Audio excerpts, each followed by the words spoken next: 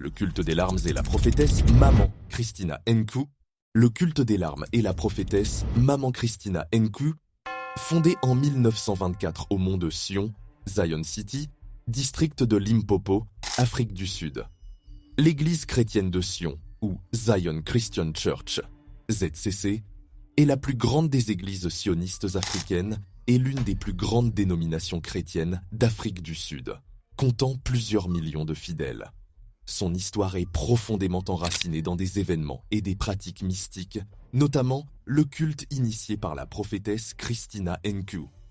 Christina Nku, affectueusement appelée Maman Nku, est considérée comme une figure clé de l'histoire religieuse africaine. Son ministère a débuté dans les années 1920, mais c'est à partir des années 1950 que son influence mystique a atteint son apogée.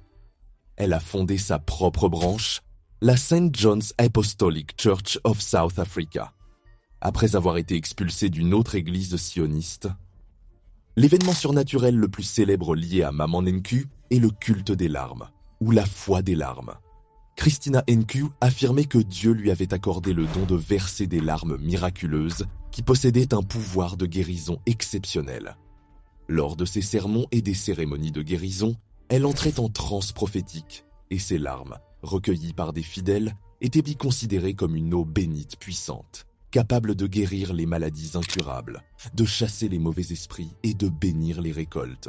Ces cérémonies de guérison, souvent tenues au mont de Sion, le lieu de rassemblement principal, attiraient des dizaines de milliers de personnes, créant une ferveur spirituelle intense.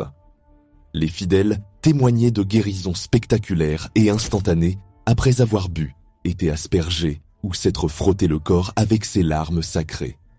Le mouvement s'est rapidement propagé, car il offrait une interprétation chrétienne profondément ancrée dans la culture africaine, intégrant des rituels de guérison, l'utilisation de bâtons de pèlerin, un symbole de l'Église, et une forte emphase sur l'Esprit Saint.